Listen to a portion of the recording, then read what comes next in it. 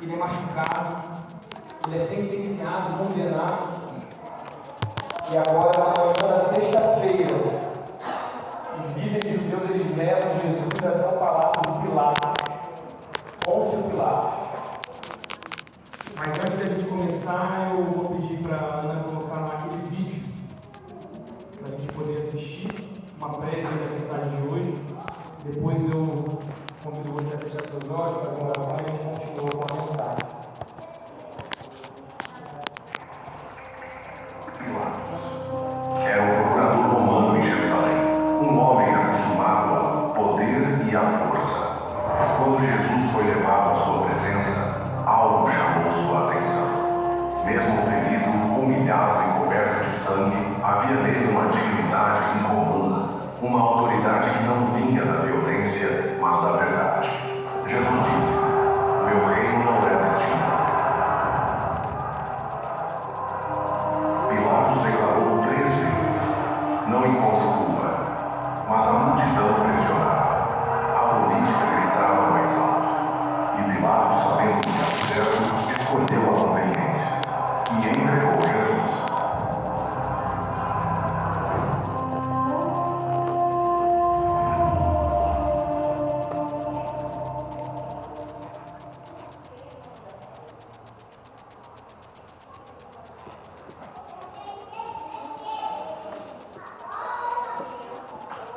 Muito bem. Convido você a ver sua Bíblia lá no livro de Lucas, capítulo 23. Se você encontrar, pode fechar os seus olhos para falar com Deus.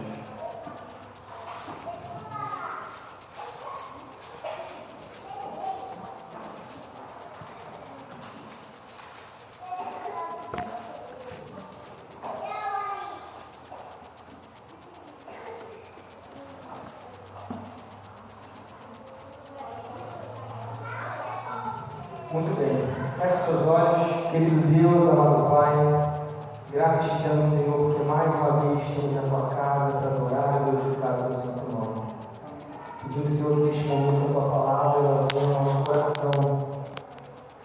Possamos pegar o que estaremos aprendendo aqui das suas santas escrituras e levar para a nossa vida, Senhor.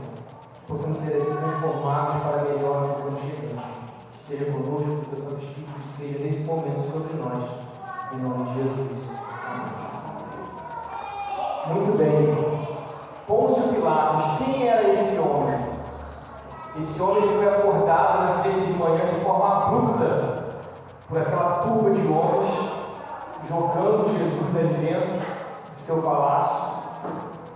E a Bíblia fala interessante que aqueles homens eles não entram no tribunal ali de Pilatos porque eles não queriam se contaminar. Eles estavam na sexta-feira de Páscoa e eles estavam preocupados com a pureza cerimonial daquele momento. E é muita hipocrisia da parte deles, a gente percebe. Homens que estavam com o coração cheio de ódio, de ciúme, fazendo ali coisas contra a lei, subornando, mentindo, procurando matar Jesus de forma injusta, acelerando todo o processo de julgamento de forma ilícita, e agora eles estão preocupados com a aparência e a estética da cerimônia. E a gente, pegando isso para a gente como lição, eu espero que não aqui, mas a gente observa muitos cristãos que parece que foram batizados no vinagre, azedo, amargo, cheio de ira no coração, pronto a apontar o dedo para quem está errando, preocupados com a estética, com as aparências, mas com o coração, assim como aqueles homens cheios de hipocrisia. Ali chegam aqueles homens com Jesus e despejam Jesus ali no tribunal de Pilatos. Pilatos ele havia sido um soldado que passou ali pelos campos de batalha de Roma, um homem implacável, pragmático, chamou a atenção. César foi atraído por ele, pela sua bravura, pelas suas habilidades em resolver situações de forma rápida, objetiva. E agora Tibério César coloca Pilatos como governador da Judéia. Pilatos fica 10 anos, de 26 a 36 depois de Cristo, como governador daquela região. Aquela região era uma região marcada por muitas insurreições, muita hostilidade, deixou muito censo nacional e muitas revoltas aconteciam ali. Não era qualquer um que era posto para governar aquele lugar. Pilatos ele foi colocado ali para estabelecer lei e ordem. O historiador, filho de Alexandria, ele preservou uma carta do rei Agripa III para Calígula, onde ele descrevia Pilatos como um homem inflexível, cruel e obstinado. Era um homem duro. Flávio José, um outro historiador famoso, ele fala que Pilatos, assim que ele assume o poder ali na região, ele coloca estandartes romanos com o rosto do imperador ali por todas as ruas de Jerusalém e cria uma enorme revolta ali naquele lugar, porque para eles era como se fosse adoração, imagens. Numa outra situação, José também relata que Pilatos ele toma dinheiro do templo para construir um aqueduto na cidade. Outro momento de atrito, de revolta. O seu relacionamento com aquele líder judeu não era um relacionamento estável. Mas Pilatos era um homem preparado para resolver situações. Implacável, duro. Estava acostumado com isso. E naquela manhã, Jesus é entregue a Pilatos, ele o recebe como se fosse qualquer outro criminoso. Pilatos esperava de Jesus ou a dureza de um criminoso, ansioso, ou alguém desesperado para ser libertado, ou alguém pronto para negociar por sua liberdade. Mas Pilatos ele vai se surpreender. Eu convido você a ler os versos 1 e 2 comigo, no capítulo 23 do livro de Lucas, que vai dizer assim: levantando-se toda a assembleia, levaram ele a Pilatos. E ali passaram a acusá-lo, dizendo: encontramos este homem pervertendo a nossa nação, vedando pagar tributo a César e afirmando ser ele o Cristo, o Rei. Aqueles homens não chegam a Pilatos dizendo que Jesus havia afirmado ser Deus, ou ser colocado no lugar de Deus. Não falam que Jesus havia dito que Abraão não tinha visto, mas eles vêm com acusações políticas sobre Jesus. Não são acusações religiosas. Eles não vêm com nenhuma historinha religiosa para Pilatos, porque eles sabiam o que ia ser a ferida de Pilatos, o que ia chamar a sua atenção, o que ia preocupá-lo. Ele precisava prezar pela lei e pela ordem. Eles falam agora que Jesus estava causando tumulto, insurreição, um movimento messiânico, afirmando ser o rei, pregando contra os impostos a César. E é com essas acusações que eles chegam até Pilatos. Mas Pilatos ele já conhecia a malícia daqueles homens. Ele conhecia os malabarismos políticos que aqueles homens hipócritas realizavam no seu dia a dia. E Pilatos ele vai fazer uma pergunta para aqueles homens: qual é o crime deste homem? Que crime ele cometeu? E Pilatos ele começa a interrogar Jesus a partir desse momento. E Jesus ele chama a atenção de Pilatos. Pilatos fica estarrecido com Jesus, porque ao contrário de outros presos políticos, Jesus ele parecia sempre sereno, tranquilo. Ele percebia pelo timbre de Jesus não só autoridade, mas também paz. Jesus intrigava Pilatos, ali ferido, amarrado, mas parecia que nunca tinha estado tão belo, tão sereno. O livro de João, eu convido vocês lá comigo, João capítulo 18, traça mais alguns detalhes dessa história, desse encontro. Encontro entre dois governantes.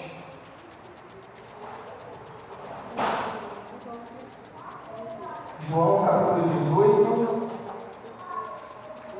versos 35, 33 e 34. Pilatos ele pergunta para Jesus: és tu o rei dos judeus? E aqui Jesus, no verso 34, vai responder a ele: essa pergunta vem de ti mesmo? Ou te disseram outros a meu respeito? Aqui Jesus ele testa Pilatos, deixa Pilatos embaraçado. E a partir do verso 36, Jesus começa a falar de um reino o qual Pilatos não conhecia, um reino diferente, um reino que não falava de domínio terrestre, não falava sobre treinamento de guerreiros, não falava sobre guardar fronteiras. Era um reino para o qual e diante do qual Pilatos não conhecia. A gente lê a partir do verso 36: o meu reino não é deste mundo. Se o meu reino fosse deste mundo, os meus ministros se empenhariam por mim, para que não fosse eu entregue aos judeus. Mas agora o meu reino não é daqui. E Jesus continua falando para Pilatos, e Pilatos percebe em Jesus alguém muito diferente. O olhar de Jesus deixava Pilatos desarmado. Meu reino não é deste mundo, disse Jesus. E Jesus continua no verso 37.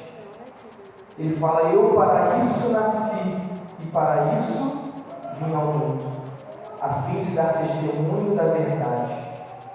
Todo aquele que é da verdade ouve a minha voz. Pilatos ele conhecia aqui os questionamentos, as discussões filosóficas sobre a verdade. E ele faz então a pergunta para Jesus: que é a verdade? Mas ele não espera pelas respostas de Jesus. E ele segue falando. Pilatos ele estava diante da verdade. Jesus era a pessoa da verdade. Pilatos interroga a verdade, mas ele não se rende. Ele não se rende à verdade. No próximo quadro, Pilatos ele vai falar ali no capítulo 19, verso 10. Ele vai apelar a sua autoridade. E ele fala para Jesus: não sabes que tem autoridade para te soltar? Tem autoridade para te crucificar? E Jesus responde a Pilatos: nenhuma autoridade teria sobre mim, se de cima não te fosse dada. Por isso, quem entregou a ti, maior pecado tem. Pela primeira vez, Pilatos ele interroga um homem livre do egoísmo, livre da política, livre da ganância, livre da ambição.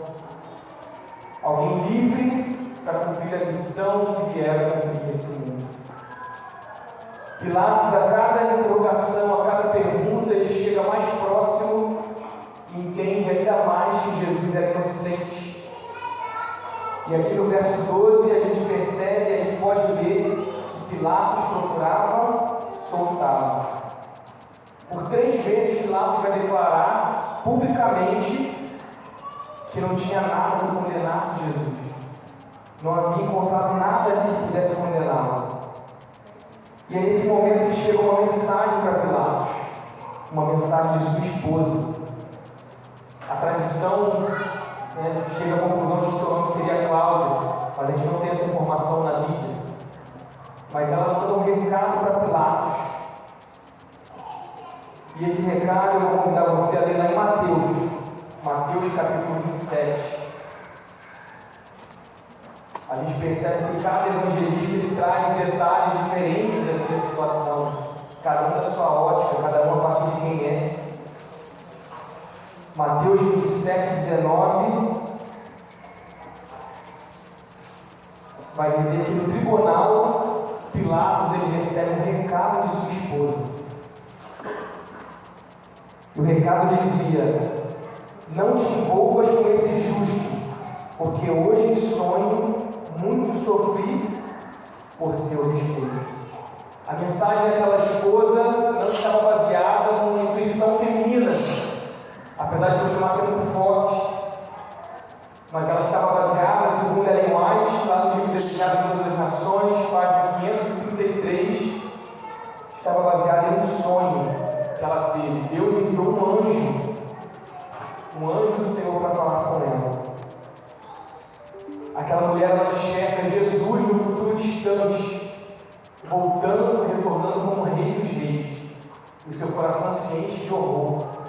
Ao receber aquela mensagem, o próprio Pilatos ele treme de medo, fica estarrecido e procura soltar Jesus o mais rápido possível. Porém, os líderes judeus eles percebem para onde Pilatos estava querendo fugir. E Pilatos agora ele tenta terceirizar a sua decisão. Pilatos a todo momento ele tenta fugir de tomar essa decisão importante. E agora ele pega 4 rotas, 4 tentativas de fugir dessa decisão. A primeira delas, ele tenta transferir Jesus para Herodes. Pilatos, quando descobre que Jesus era galileu, e a Galileia ela não era jurisdição de Pilatos, a Galileia era subordinada de Herodes. Herodes era o rei da Galileia, submisso ao Império Romano. Não tinha um bom relacionamento com Pilatos, e Pilatos até agora tenta resolver 2 problemas, matar 2 coelhos com uma cajadada só. Estreitar seus laços de amizade com Herodes e se livrar de uma decisão que ele não queria tomar. Ele sabia que aquela não era a decisão correta, mas ele sabia que ia deixar muita gente indignada com ele se ele não condenasse aquele prisioneiro. Pilatos então manda Jesus para Herodes, numa tentativa de se esquivar da situação, terceirizar a decisão. Mas Herodes, após interrogar Jesus, também não acha nada a ser condenado e devolve Jesus para Pilatos. Pilatos agora de volta com Jesus, ele tenta uma segunda alternativa, e ele vem agora com meias medidas. Ele bota Jesus para se açoitar. A gente viu no domingo à noite o que significava ser açoitado, recebeu o castigo de Roma de 40 chicotadas menos uma, aqueles chicotes de couro com fragmentos de ossos, pedaços de metais, que batiam nas costas do ombro do condenado, arrancava pedaços da pele, deixava feridas mortais. Pilatos ele condena Cristo a esse castigo para que pudesse satisfazer aqueles homens e libertá-los posteriormente. Mas isso também não resolve. Se Jesus fosse inocente, por que condená-lo? Por que açoitá-lo? Por que feri-lo dessa maneira? Pilatos então ele tenta uma terceira alternativa. Pilatos ele oferece uma segunda opção. E aqui nós vemos um outro personagem em cena chamado Barrabás. A tradição também traz como se o nome de Barrabás completo fosse Jesus Barrabás. Jesus, filho do Pai, seria o significado. Agora nós temos aqui Jesus Cristo e Jesus Barrabás. E o povo clama, mesmo após tantos milagres, tantos sinais de que aquele homem era diferente, o povo clama para que Jesus fosse condenado e Barrabás fosse solto. Pilatos tenta a clemência, mas mais uma vez ele tem a sua tentativa de se esquivar frustrada. Aquela multidão, aquela turba grita para que ele salvasse Barrabás ao invés de Cristo Jesus.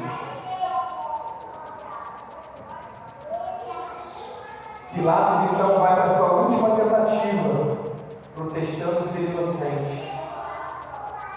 Os versos 24 e 25 do capítulo 27 nos dizem assim: vendo Pilatos que nada conseguia, antes pelo contrário, aumentava o tumulto, mandando vir água, lavou as mãos perante o povo, dizendo: estou inocente do sangue desse justo. Fique calmo convosco. E o povo todo respondeu: caia sobre nós o seu sangue e sobre nossos filhos. Em 1964, lá na cidade de Nova York, uma jovem chamada Kitty Genovese, ela foi brutalmente atacada na porta do seu prédio. E esse caso chocou o mundo todo, não só pela violência, mas porque dezenas de pessoas ouviram os gritos daquela jovem, mas não agiram imediatamente. Muitos olharam pela janela, mas ficaram esperando que outra pessoa pessoa fosse acudida. Outros passavam, olhavam, ouviam os gritos, mas não queriam se envolver. Alguns pensaram, isso não é problema meu. E alguns psicólogos chamaram isso de efeito espectador. Quando a responsabilidade é diminuída no meio da multidão, a omissão parece ser uma opção melhor do que a ação. Foi exatamente isso que Pilatos fez, mesmo sabendo da inocência de Jesus, mesmo tendo falado isso publicamente por diversas vezes. Ele escolheu terceirizar essa decisão. Depois ele tenta transferir essa escolha para a multidão. E por último ele lava as suas mãos. Pilatos ele vai descobrir apenas mais tarde que a omissão diante do certo também é uma forma de condenação. A omissão, ela fez com que Pilatos ele fosse responsável por uma injustiça monstruosa, condenar um homem inocente. Muitos buscam evitar os resultados do compromisso com Cristo. Muitos tentam fugir disso, procurando desculpas convenientes. Pilatos ele decidiu atender o pedido do povo, ele solta para trás. As nossas contradições, as nossas incoerências, muitas vezes se tornam as nossas maiores armadilhas. As maiores armadilhas da nossa vida.